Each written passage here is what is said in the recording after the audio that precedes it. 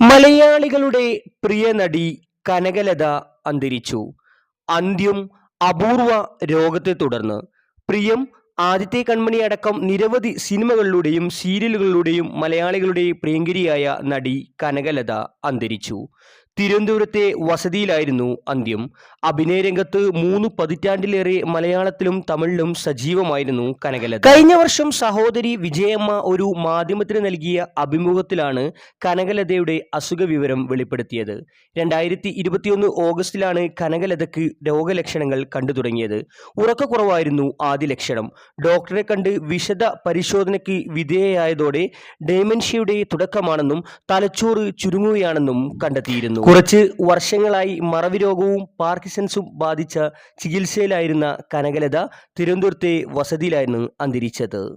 1960 ജനിച്ച കനകലത 360-ലധികം മലയാള സിനിമകളിൽ അഭിനയിച്ചിട്ടുണ്ട്. പൂക്കാലം എന്ന ചിത്രത്തിലാണ് അവസാനം പ്രത്യക്ഷപ്പെട്ടത്. അമച്വർ നാടകങ്ങളിലൂടെയാണ് ഇവർ അഭിനയ ജീവിതത്തിലേക്ക് പ്രവേശിച്ചത്. വിവാഹമോചിതയാണ്, മക്കളില്ല. ഇവരുടെ മരണത്തിൽ നിരവധി പ്രമുഖരാണ് ആദരാഞ്ജലികൾ അർപ്പിച്ചുകൊണ്ടിരിക്കുന്നത്. ആദരാഞ്ജലി.